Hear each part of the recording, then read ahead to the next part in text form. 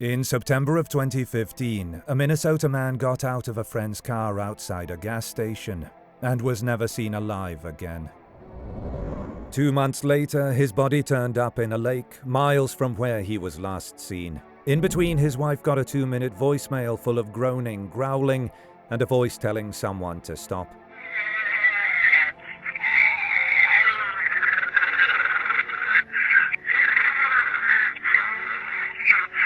To this day, no one has ever been charged. This is what most likely happened to Henry McCabe.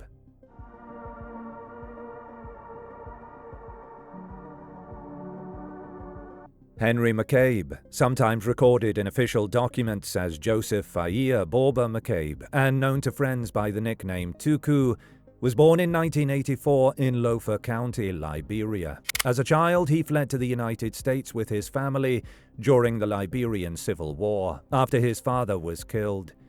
He grew up largely in California, which is also where he met his future wife, Karine. The couple married and eventually settled more than 1,500 miles away in Mounds View, Minnesota, where Henry worked as an auditor for the Minnesota Department of Revenue. By 2015, he and Karine had been married for 11 years and had 2 young daughters. Those who knew Henry describe him as sharp, funny, and deeply engaged with the world.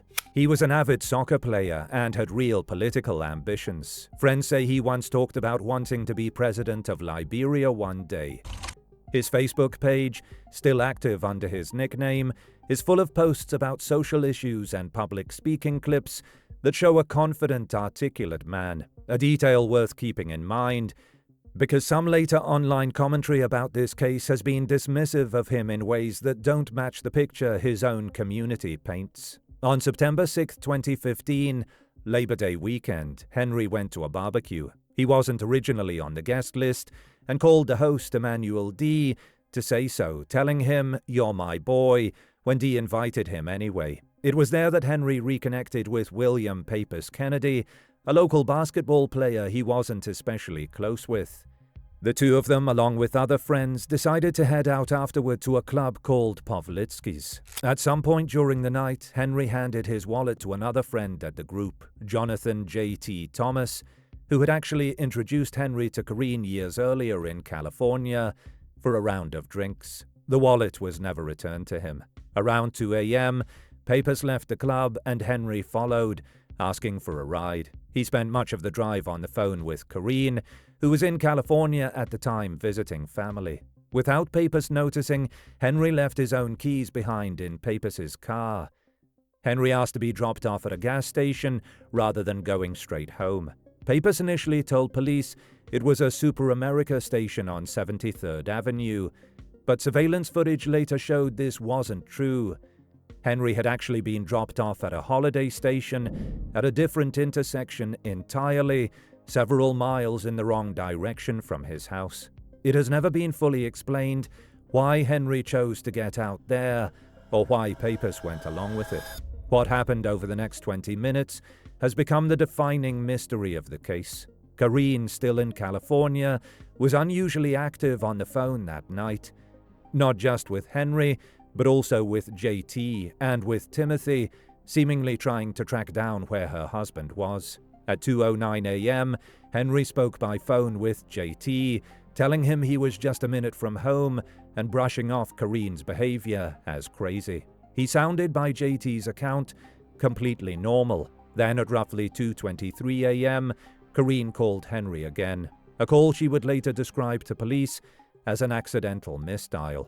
What she heard this time was nothing like the man JT had just spoken to. Strange guttural sounds, incoherent speech, and what several listeners have since described as moaning or growling. Karine tried to loop in Henry's older brother, Timothy Borba, on a 3-way call. He didn't pick up, but the call left behind a 2-minute voicemail on his phone.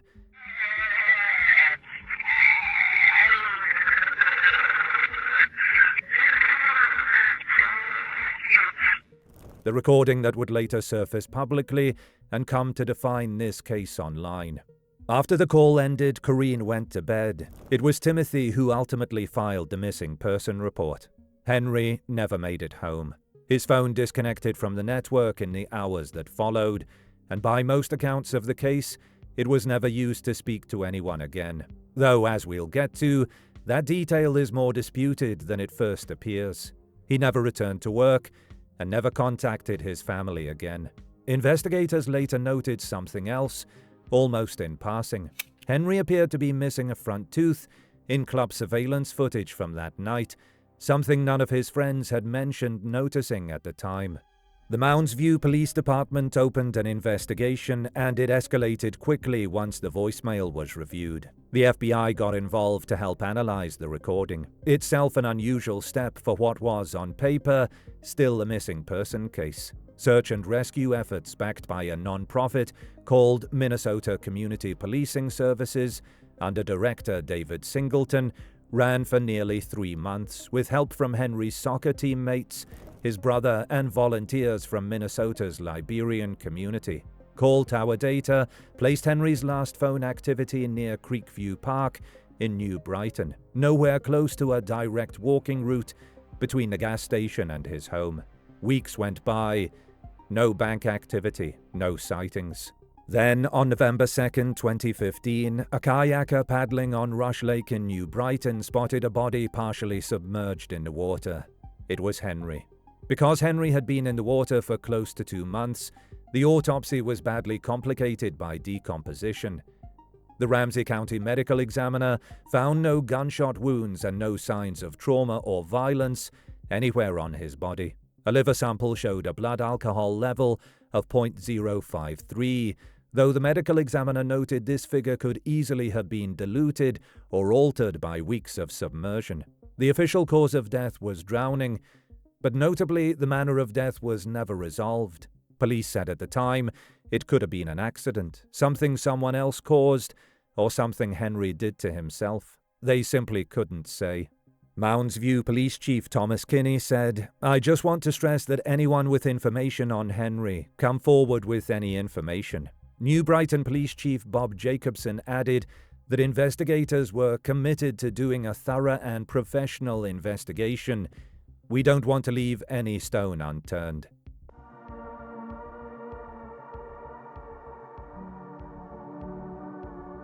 The trouble with the McCabe case is that almost every piece of evidence seems to point somewhere different, which has kept true crime forums, Reddit threads, and independent podcasters arguing about it for the better part of a decade. The theory Henry's own family holds most firmly is that he was murdered. Timothy has said plainly that he believes his brother was found in Rush Lake and that someone killed him. At his funeral, Corinne herself said, "I want justice for my husband. He didn't deserve to die. Someone did this to him. Whoever did this, God will deal with you." Under this theory, suspicion has often landed on Pappas, largely because of his shifting story about the gas station, the fact that Henry's car keys stayed in his possession, and the odd decision to drop an intoxicated friend off far from home rather than driving him the rest of the way. A second theory, pushed hardest by a controversial figure named Gregory Evans, a self-described cyber hacker whom Corinne briefly hired to help investigate Henry's disappearance, implicates Corinne herself.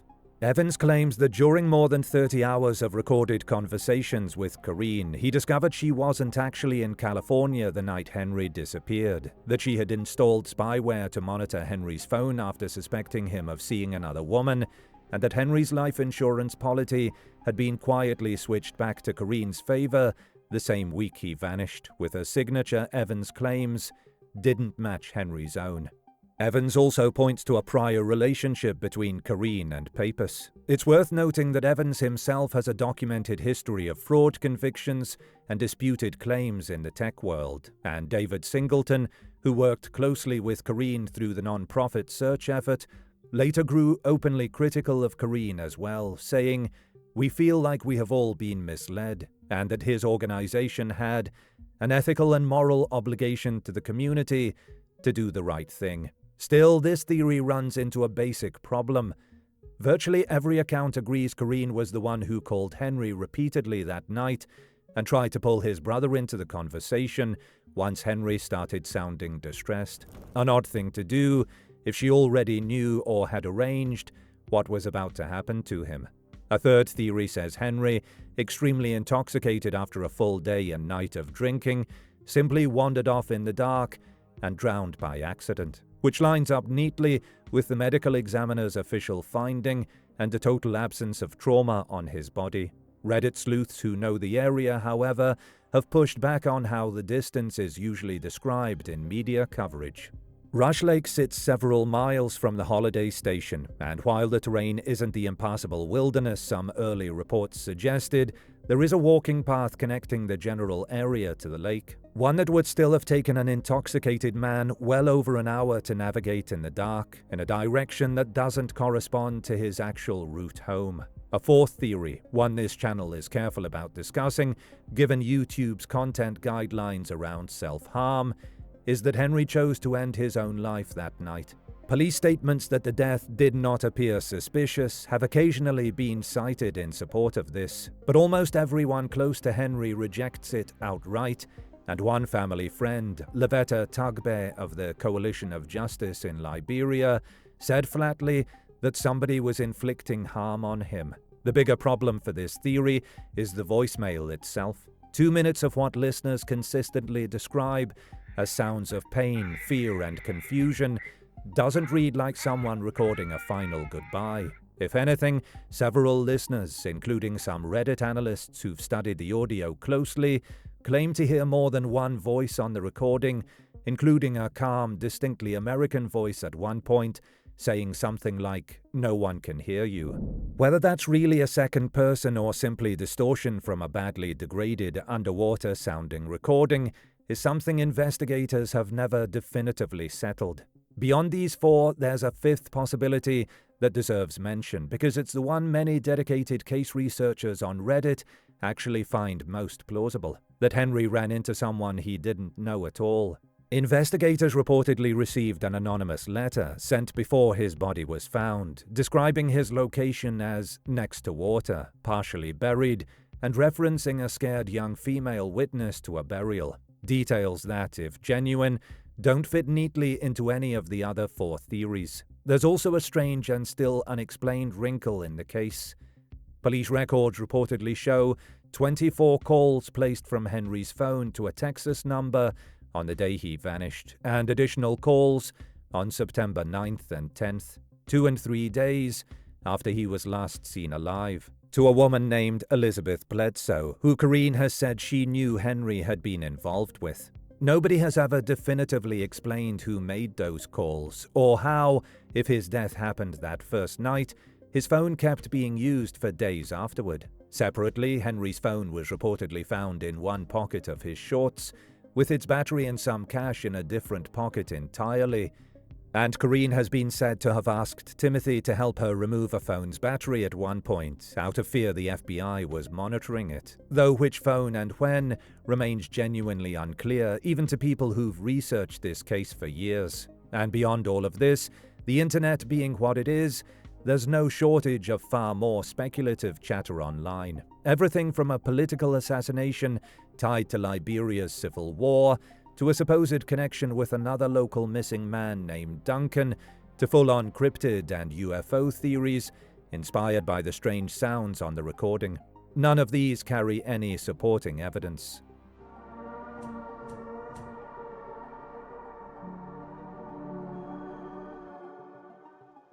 Occam's Razor asks which explanation requires the fewest unlikely assumptions, and in this case that's a genuinely hard question, because nearly every theory here has to explain away at least one strange coincidence. Still, some explanations demand far more of us than others. The political assassination and cryptid-adjacent theories can be dismissed immediately. There is no evidence tying Henry to any political conflict serious enough to get him killed on American soil, and the creature theories exist purely because a badly degraded recording sounds unsettling, not because of anything resembling real evidence. The murder-for-hire theory involving Corinne, as pushed by Evans, also asks us to accept a lot on the word of a source with a documented credibility problem, with no communication trail, no financial trail, and no accomplice ever identified in a decade of scrutiny. and it has to somehow explain why the person allegedly behind the plot was also the one repeatedly calling Henry and trying to get his brother on the phone as things went wrong. That's not impossible, but it's a theory built on inference stacked on inference. The self-inflicted harm theory runs headfirst into the voicemail itself, which by every account, including from people who've listened to it closely, sounds far more like panic or distress than a deliberate final message, and it's rejected almost universally by the people who actually knew him, as we've seen. That leaves two theories worth real weight: Papus's possible involvement and the accidental drowning explanation the medical examiner's office ultimately landed on. On opportunity, Papus clearly had it. He was the last confirmed person with Henry, and he controlled both where Henry ended up and, oddly, Henry's own car keys. But motive is where this theory falls apart. No source, official or amateur, has ever produced a believable reason for Papus to want to hurt a man he barely knew. His inconsistent story about which gas station he used, and the fact that he never returned those keys, are genuinely odd and worth the scrutiny they've gotten. But odd behavior after a friend goes missing isn't evidence of a crime, and if Papus had harmed Henry near that gas station, it's never been explained how a body with zero signs of trauma ended up miles away at Rush Lake.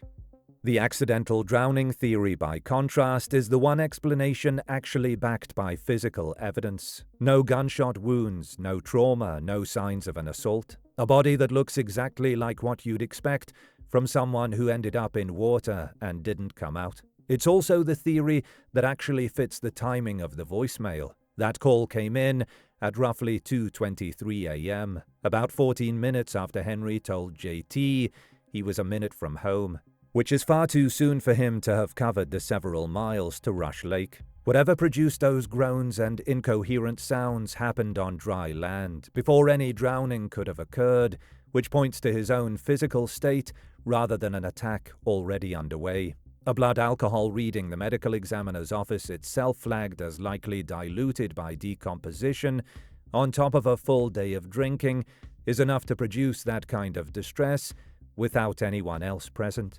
The second voice some listeners report can't be ruled out given the recording's poor quality, but no witness or evidence has ever surfaced to support an actual second person being there, making distortion the simpler explanation. As mentioned, the remaining objection is distance. How does a heavily intoxicated man cover several miles to a lake that wasn't on his way home? But locals familiar with the area have noted there is a walkable path linking the general vicinity to Rush Lake, and cell tower data placed Henry near Creekview Park, closer to the lake than the gas station, before his phone went dark for good, consistent with him continuing to move on foot after the call. Confused, heavily intoxicated people have been known to travel further and in stranger directions than seems logical in the moment, particularly at night in unfamiliar suburban parkland. What this theory doesn't cleanly explain is everything else: the missing tooth, the anonymous letter, and especially those calls to Texas over the days after his disappearance. If those calls really came from Henry's phone after September 7th, that's a serious problem for any theory, including this one, that has him dead that first night. The most likely explanation, and the one that requires believing the fewest coincidences at once, is that the picture we have of what happened that first night is largely accurate. An extremely intoxicated, disoriented Henry dropped far from home, made his way on foot toward Rush Lake, and drowned, while the phone activity in the days after is better explained by something more mundane than a continued conspiracy. A mix-up in call records, someone else briefly in possession of a device that was, by multiple accounts, already showing signs of tampering, or simply confusion in how the case has been retold and re-reported online for a decade.